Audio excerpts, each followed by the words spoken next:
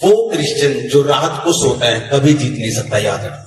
वो मसीही जो रात को सोता है वो कभी जीत नहीं सकता, याद रखना। अगर आप सारी रात सोते हैं तो आप जीत नहीं सकते। शैतान के लोग रात को जागते हैं 12 बजे के बाद। जितनी दुष्ट आत्माएं आप पे भेजी जाती है 12 बजे के बाद भेजी जाती है, और आप सोते हैं रात को, तो आप ये सोचते हैं कि आप जीत जाएंगे। आपका युद्ध शैतान के साथ है, शैतान के साथ है, आपकी लड़ाई शैतान के साथ है। आपको ये देखना है कि आप कितने लोग दौड़ देखते हैं, जब दौड़ते हैं जब बड़ी दौड़, मैराथन जिसे बोलते हैं, लंबी दौड़ बोलते हैं। कुछ लोग दौड़ते हैं धीरे धीरे से शुरू करते हैं लंबी दौड़, कुछ लोग तेज दौड़ के जल्दी आगे पहुंच जाते हैं आशीष के, लेकिन तेज दौड़ने के बाद वो स्लो हो जाते हैं। लेकिन जो धीरे धीरे दौड़ रहा है वो अपनी आशीष को ले लेता है। मतलब धीरे दौड़ना नहीं, मतलब ये कि दौड़ में कभी भी कंसंट्रेशन को खराब नहीं करना है, चाहे आप आगे हैं चाहे आप पीछे हैं। अपने फोकस को आपने नहीं छोड़ना है। कितनों को समझ आ रही मेरी बात? चाहे आप अपनी आशीष के करीब पहुंच चुके हैं, आपको नहीं पता शैतान क्या सोच रहे हैं। आपको तब तक दौड़ना है जब तक आप उस आशीष को लेकर रिसीव नहीं कर जाते। आमीन। ऐसा अनुग्रह परमेश्वर आपकी जिंदगी में दे आज यीशु मसीह के नाम में। हर एक क्रिश्चियन जो रात को सोता है वो जयवंत जीवन नहीं जी सकता। अगर अब बाइबल से मैं आपको प्रूफ कर दूंगा ये बात। जब भी आप यीशु मसीह को प्रार्थना करते देखेंगे, सारी रात यीशु मसीह को प्रार्थना करते आप देखेंगे। जब भी आप रात को देखेंगे परमेश्वर को प्रार्थना करते आप देखेंगे हमेशा के लिए। वो डेविल, वो दुष्ट आत्माएं जिनको लोग इस्तेमाल करते हैं भेजने के लिए, वो रात को अटैक करती हैं आपकी जिंदगी में, और आप रात को ज्यादातर सोए रहते हैं। अगर रात को 2 घंटे आपकी प्रार्थना नहीं है तो आप मुश्किल में। आपको रात को आपकी आंखें खुली होनी चाहिए। अगर आप एक्टिव क्रिश्चियन है, अगर आप एक्टिव मसीही लोग हैं, तब शैतान आपसे डरेगा। मैं आपको बता रहा हूं, वो लोग जो दुष्ट आत्माओं को इस्तेमाल करते हैं, लेकिन आपको दूत दिए गए स्वर्गदूत, आप दूतों का इस्तेमाल नहीं करते क्योंकि आपके पास गैर भाषा नहीं है। आपको लगता है ये गैर भाषा पुरानी बात है, आपको लगता है ये बुद्धिमानी की बात नहीं। इसीलिए आपने पी नहीं, आपने देखा नहीं, आपको मिला नहीं। आपने फाइट करनी है। परमेश्वर को कंप्लेंट करने वाले या शिकायत करने वाले लोग पसंद नहीं है। कितनों को समझ आ रही मेरी बात? परमेश्वर नहीं चाहता आप शिकायत करें, वो चाहता आप घुटनों पे लड़े और जीते यीशु मसीह के नाम में।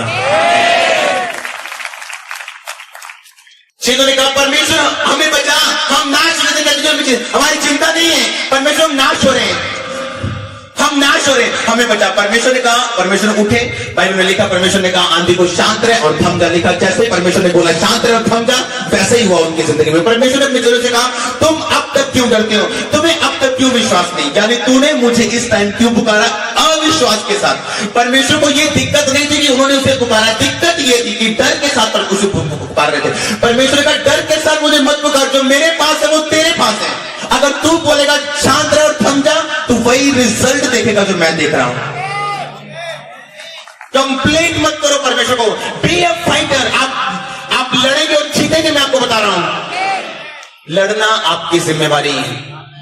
मैं अपने प्रेयर रूम में केवल परमेश्वर को एक बात बोलता हूं कि परमेश्वर मेरा हिस्सा कंप्लीट हो गया, अब आपका शुरू है। तब जब मैं इतनी बात बोलता हूं, सच में मेरे दिल को पता होता है कि मेरा हिस्सा अब कंप्लीट है, मैं लड़ चुका हूं। 3 दिन में मैंने बड़े रिजल्ट देखे हैं अपनी जिंदगी में, 3 दिन में। हालेलुया। आज लोगों को पता नहीं कि परमेश्वर का वचन उनके जीवन में प्रैक्टिकल नॉलेज नहीं है, बाइबल की गहराई उनकी जिंदगी में प्रैक्टिकल नहीं, इसीलिए वो हमेशा या तो ओवर स्पिरिचुअल है या बिल्कुल स्पिरिचुअल नहीं। आपको बैलेंस रहना है अगर आप परमेश्वर के उन चीजों का आनंद अपनी जिंदगी में लेना चाहते हैं। आमीन। जो दुष्ट आत्माएं रात को आप पे अटैक करने के लिए आती है और आप सो रहे होते हैं हमेशा के लिए, आपने फाइटर बनना है और जीतना है, लड़ना है अपने परिवार के लिए, लड़ना है अपने कलीसिया के लिए, अपने लोगों के लिए, अपने आत्मिक जीवन के लिए। अगर आप लड़ेंगे नहीं तो जीतेंगे नहीं। बाइबल में लिखा हुआ है हिजकिय्याह लड़ा अपनी उम्र के लिए और 15 साल उसने उम्र को और पाया। मूसा लड़ा अपने लोगों के लिए और लोगों को कनान दिखाया, देर चाहे जल्दी से वो लोगों के ऊपर था। परमेश्वर चाहता हम लड़े, कंप्लेंट ना करें, शिकायत ना करें और सिर्फ लड़े। शिकायत करने वाले लोग परमेश्वर को पसंद नहीं। मूसा अगर परमेश्वर तूने लोगों का कुछ भी छुटकारा नहीं किया, आगे समुद्र, पीछे फिरौन, अब क्या करेंगे, पीछे राजा मारने के लिए आ रहा, आगे समुद्र, आगे जाएंगे डूबेंगे, पीछे जाएंगे मरेंगे। परमेश्वर ने कहा मूसा मेरी दुहाई मत दे, जा और जो लाठी तुझे दी है समुद्र के आगे कर, वो समुद्र तो भाग होगा। आपके पास लाठी है परमेश्वर का वचन, उसे जब आप दिखाएंगे अपनी बीमारी को, वो तो भागोगी। अगर आप हटे नहीं तो बीमारी जाएगी यीशु मसीह के नाम में। अगर आप थके नहीं तो गरीबी जाएगी यीशु मसीह के नाम में। या तो आपका अंगीकार बदलेगा कि परमेश्वर कुछ नहीं करता, या तो आपकी गरीबी अमीरी में बदलने वाली है, या तो आपकी बीमारी फिर आपकी रिपोर्ट में बदलने वाली, जो अभी यहाँ पे चंगाई की देने वाली यीशु मसीह के नाम में। इतनों को समझ आ रही मेरी बातें। या तो आप अपने पति की चुगली करेंगे कि वो दारू पीता है, या तो आप घुटनों पे लड़ेंगे और जीतेंगे, पति को सुधारेंगे आत्मा में। या तो पत्नी की चुगलियां करेंगे, या तो उसको सुधारेंगे आत्मा में घुटनों पे रहकर। या तो आप कहेंगे कि मैं ये आशीष है, श्राप है मेरे लिए, या आप कहेंगे ये चैलेंज है मेरे लिए और मैं इसे जीतूंगा जब मैं इसे लड़ूंगा। आम व्यक्ति अपनी जिंदगी में आने वाली हर चीज को आशीष या श्राप के रूप में लेता है। अच्छी चीज आए तो आशीष, बुरी आए तो श्राप। योद्धा उसे आशीष या श्राप के रूप में नहीं, चैलेंज के रूप में लेता है। अपने फ्रेम में लगी हर बुरी फोटो को वो अच्छी से चेंज करता है यीशु मसीह के नाम में। वो इनकार करता है गरीबी में जीना, इनकार करता है बीमारी में जीना।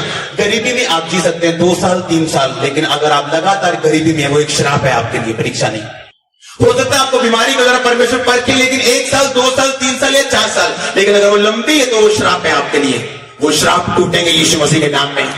जब आपको अड़ा और खड़ा देखेंगे परमेश्वर के वचन के साथ, परमेश्वर के सामने और शैतान के सामने, वो टूटेंगे, बीमारियां जाएंगी। आप वो जीवन जिएंगे जिसके लिए परमेश्वर ने आपको अपने पास बुलाया। इतनों को समझ आ रही मेरी बातें। मत डरो, परमेश्वर आपके साथ है। उसके वचन में लिखा, जब तुम अपने निवास में देखेगा एक भी वस्तु तुम्हें खोई ना होगी। जिस तरह दाऊद जब सिकलग में पहुंचा, उसके सारे लोगों को लोग बंदी बना के ले गए, वापिस ले गए, मार मार के उन्हें ले गए। लेकिन बाइबल में लिखा हुआ, दाऊद ने फैसला किया वापिस जाने का और उसके सब चीजों को वापिस लेके आने का। लेकिन अकेला लड़ो मत, परमेश्वर के अधीन लेके लड़ो। दाऊद ने एक बात कही जो आज तक मेरे दिल में छपी हुई है। जब उसने देखा उसके बच्चे दुश्मन ले गए, पत्नियां ले गए, उसके सब योद्धा के बच्चों पत्नियों को ले गए, उसने परमेश्वर से जाके पूछा कि परमेश्वर, क्या मैं उनका पीछा करूं, क्या मैं जाऊं?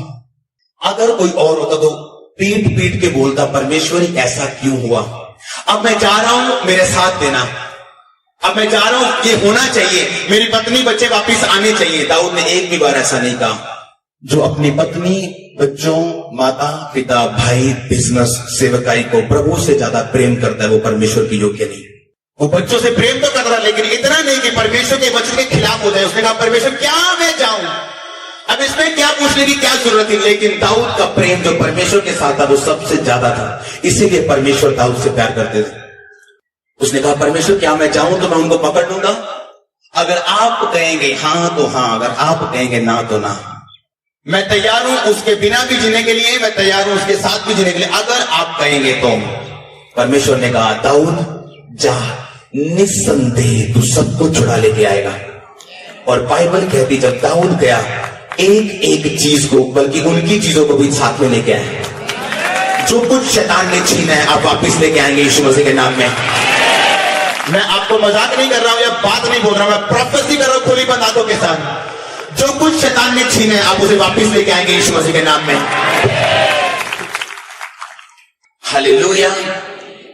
अगर कलीसिया कंप्लेंट ना करें, शिकायत ना करें, परमेश्वर के सामने शिकायत के साथ मत जाए कि ऐसा क्यों या वैसा क्यों या ऐसा क्यों या ये क्यों या वो क्यों, और अपनी सिर्फ प्रार्थना को परमेश्वर के सामने रखे, तब तक लड़े जब तक वो जीते ना, तो आपकी जीत सुनिश्चित है यीशु मसीह के नाम में। वो चंगा करे ना करे वो मेरा परमेश्वर है, ब्लेस करे ना करे वो मेरा परमेश्वर है, मेरे लोगों को छुड़ाए या ना छुड़ाए वो मेरा परमेश्वर है, लेकिन उसकी सामर्थ के लिए कुछ भी असंभव नहीं है। जिनकी सोच ऐसी है, चंगाई उनकी है यीशु मसीह के नाम में। जिनकी सोच ऐसी है, वो बंधन में कभी नहीं रहेंगे, गरीब में कभी नहीं रहेंगे। आमीन। आपको प्रैक्टिकल बनना है परमेश्वर में। आपको वचन सुनना ही नहीं, वचन पे चलना ही। आपको वचन पे चलना है। अगर आप वचन पे चलेंगे तो आप फल लेके आएंगे। हालेलुया। अगर आप फाइट करेंगे, अगर आप लड़ेंगे आत्मा में, प्रार्थना में, तो आप जीतेंगे। अगर आप गैर भाषा में प्रार्थना करेंगे, आप जीतेंगे। गैर भाषा में अगर आप प्रार्थना करेंगे, आप स्वर्गदूतों को एक्टिवेट कर देंगे। जो चीजें आपको नहीं पता आपको चाहिए, या जो दुश्मन प्लानिंग कर रहा है आपको नहीं पता वो प्लानिंग कर रहा है, लेकिन आप गैर भाषा में बोलेंगे, आप उन दूतों को भेजेंगे वहां पे उनकी प्लानिंग को नाश करने के लिए। दूसरे लोग जो जादू टोना करने वाले लोगों को दुष्ट आत्माओं को भेजते हैं, आप नहीं जाते खुद। आपके पास ताकत है लेकिन आप इस्तेमाल नहीं करते। इसीलिए कलीसिया कंप्लेंट करती है, मुझ पे जादू टोना हो रहा है, मुझ पे बीमारी आ रही, अटैक पे अटैक हो रहे हैं, मैं दुखी बहुत हूं, मैं निराशा में बहुत हूं। रोना बेचारे मत बनो, लड़ो और जीतो यीशु मसीह के नाम में।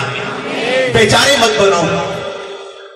जब आपको शैतान रोते हुए देखता है, आपको बार बार रुलाता है, उसको पता है अगर वो आपको एक ही दुख बार बार दे, अगर आपके दुख का कोई इलाज ना हो, आप वापिस आ जाएंगे परमेश्वर के वचन से, आपका दुख कभी दूर नहीं होगा। परमेश्वर का जवाब उन लोगों के लिए बिल्कुल भी नहीं है जो किसी जल्दी में है। उसका जवाब उन लोगों के लिए जिन्होंने फैसला कर लिया सदा अपना संबंध परमेश्वर के साथ जोड़ने का, वो आशीषित करे या ना करे। तब आप अपने निवास में, अपनी बॉडी में, अपनी कलीसिया में, अपने जीवन में देखेंगे कि कोई भी वस्तु आपने खोई नहीं। आप देखेंगे जो चीज आपने आत्मा में देखी थी, एक्यूरेटली, एग्जैक्टली वो आपके सामने है। जैसा आपने परिवार वैसा आपके सामने है, जैसा आपने कलीसिया वैसी आपके सामने है, जैसा आपने बिजनेस सोचा था कि ऐसा हो वैसा आपके सामने है। आपकी ड्रीम लाइफ परमेश्वर आपको देंगे यीशु मसीह के नाम में।